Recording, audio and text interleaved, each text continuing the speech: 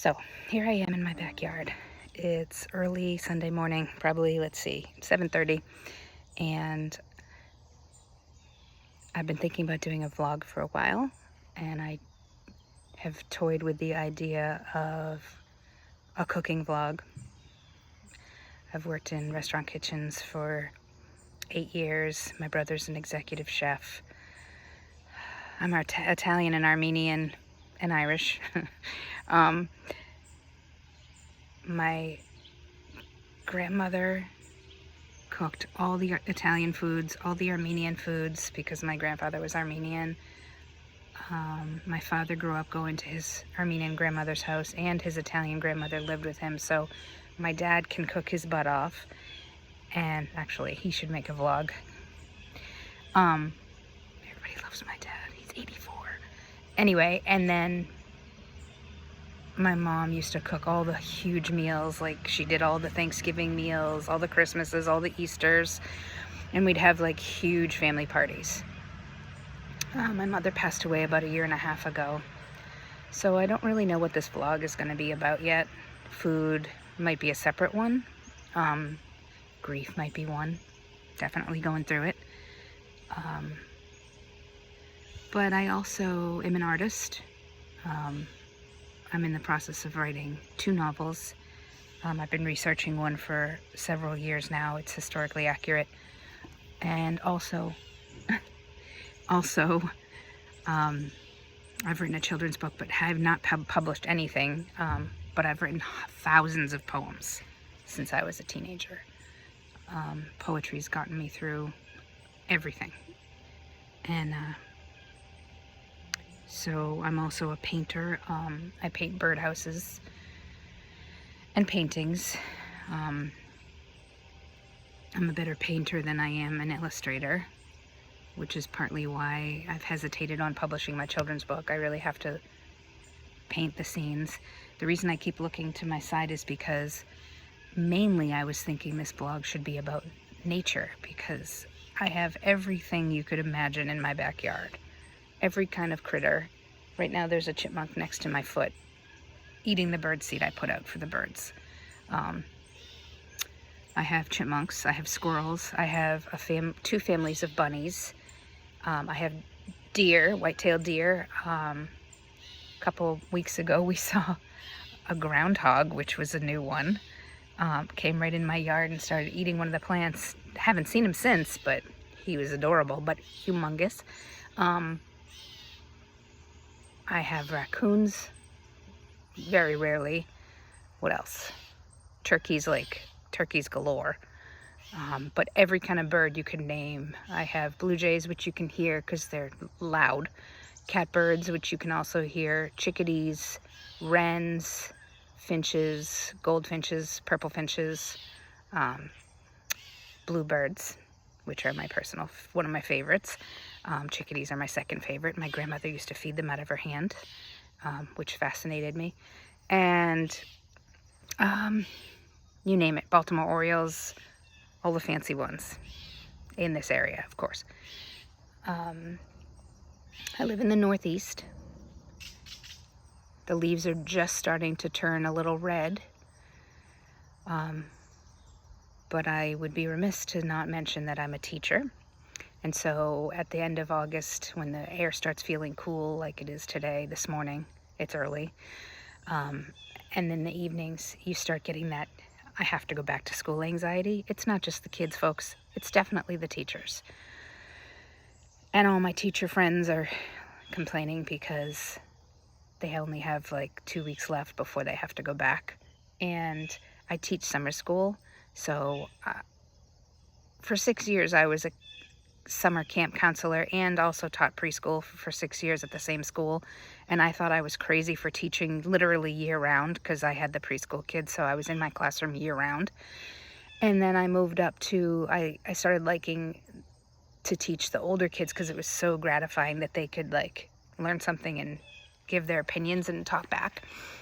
Not talk back, but give their educated opinion, you know. And so I moved away for a year, And when I moved back, I tried to get I'm a licensed social studies teacher, but I'm also a licensed science teacher, and I'm a digital literacy teacher as well. So when I moved back, I tried to get one of the social studies positions at my old middle school that I went to, my whole family has been to, all my cousins, my brother, my sister, and my daughter. And they didn't see my application in time, so I took a paraprofessional position. At the time, they called them educational assistants. And I did that for 17 years. Last year, I finally taught science at an IB school, and they didn't renew my contract. After being at a school for 17 years and leaving to teach, to not have my contract renewed. Now, if I had to go back, new hires, even if I'm returning, would start back at what I was making in 2009. So, I have a mortgage. Can't pay my mortgage on half of my salary, right? Single mom, half a mortgage, whatever. So yeah, I'm going through it. Like I said, really, really scared. Trying to stay where my feet are. Have no upcoming employment whatsoever. I've applied to like 12 schools, but it's really hard to get in here. There's very limited school systems. But I have like 9 years left to contribute to my pension, so tried to get a town job. I'm still hoping something happens. But as of right now, I got nothing. I have my birds and my bunnies and my cooking. That's it. I mean, I might go back and... Hi, Guy. I should show you the chipmunk. He's very cute. Anyway, I'll probably substitute teach at all the local elementary schools and high school and middle school. So I'd be per diem. I wouldn't have health insurance, which is also scary. That's about to end. And, oh, there's a hummingbird. Forgot to mention hummingbirds. Right on the feeder. I have 2 different kinds. That's a ruby-throated, a green. Oh, hi, hello. Sorry.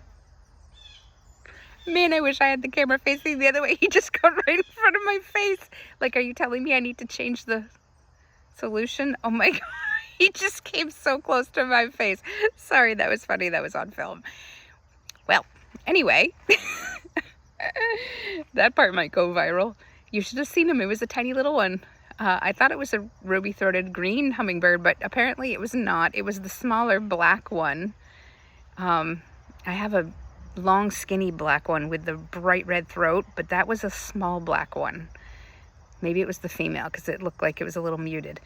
But anyway, I don't even know what I was saying because it was right in my face. Oh, man. I'll go back to substitute teaching, and I can tutor because obviously I've been a teacher for a bajillion years, and tutoring is lucrative. And then also, I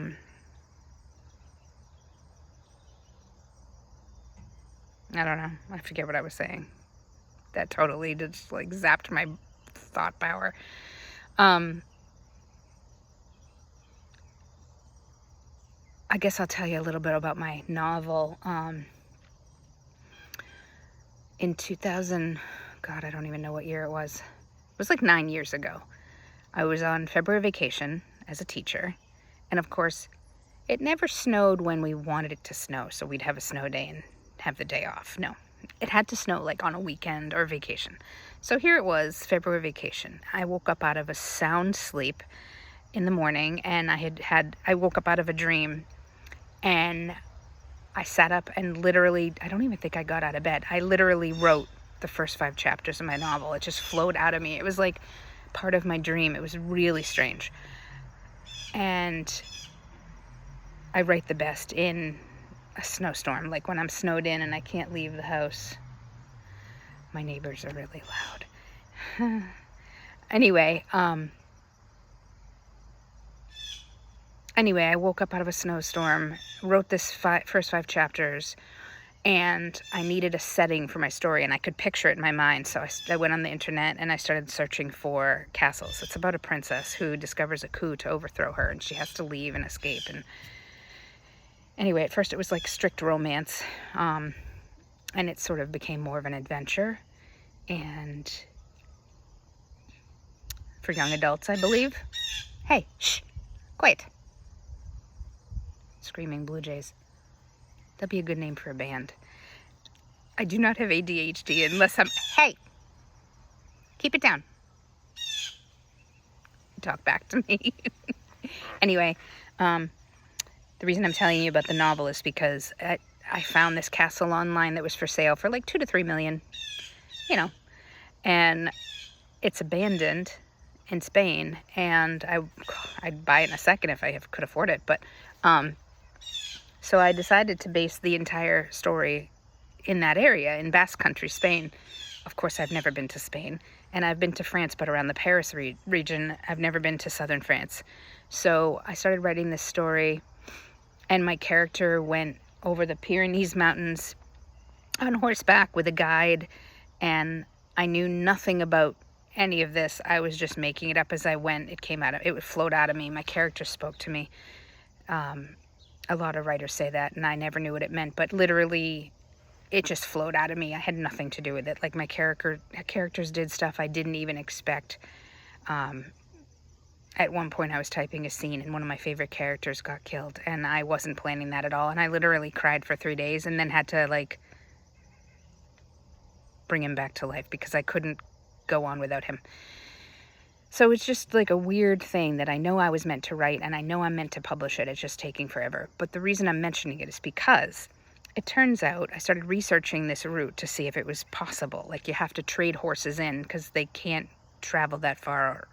Like, you have to trade at some midpoint so the horses don't exhaust themselves, or so I've read. But anyway, and all the little towns they could stay in. It turns out it's an actual route, and I knew nothing about it. So it turns out I knew nothing about the Camino. Absolutely nothing. Even though I'm Catholic. Whatever. And the more I researched, the more I realized it would sound like another Camino novel, which it is not. I've started writing it like 9 years ago without knowing anything about this route. But now, of course, I want to go to Spain and take a picture of the castle for the cover of my novel. And I seriously contemplated someone taking a picture for me so that it wouldn't be copyrighted and I would be able to use it, or go and take a picture myself and go to the little towns in France that I wanted to visit that my character stays in. And I started thinking, like, I gotta walk this Camino. I have to. There's no question. And I always wanted to go in September because, first of all, it's my birthday month. Second of all, it's cooler. Less pilgrims. Yada, yada. Like, I should go in the summertime because it's all teachers. But July is hot. And I was supposed to go this year, and then I had surgery that I didn't expect. So I didn't go. But it's calling me, like, big time. And I want to go so bad. But now I have no income. So I am really torn. Plus my father's 84. Not the pillar of health. And my cat is 16. So do I wait till they both go and be really, really sad and walk the Camino? I planned on going for 40 days. I planned on going like most of my summer because I could. I was making great money at that last teaching job, but nope. No. So something's bound to change for me. I'm hoping for the better. I have some opportunities that I might pursue, but anyway, the vlog is it. It's kind of cathartic. I don't really know, like I said, where it's going, but this is my first one. And I might look back at this in a couple years and go, why? I have a feeling I'm going to. I'm drastically out of shape because I was in bed for 6 weeks after surgery, so I've gained a ton of weight. My medication made me gain weight too, and maybe it'll be my chance to like get in shape and then walk the Camino. I don't know. I've been in the teaching world for like decades, almost 30 years. So it's kind of like I don't know what to do with myself. But I also look at this as an opportunity to get into my writing again and finish my novel. I have the beginning and the end. It's the darn middle. I can't connect the two. But anyway, yeah, I guess I'll end it at that. I don't have a cute sign off like everybody's like, you know, there's so many cute sign offs. I don't have one. Like, I don't. Peace out, Cub Scout. I don't know, just kidding. I don't know. Girl power. Yeah, I'll think about it.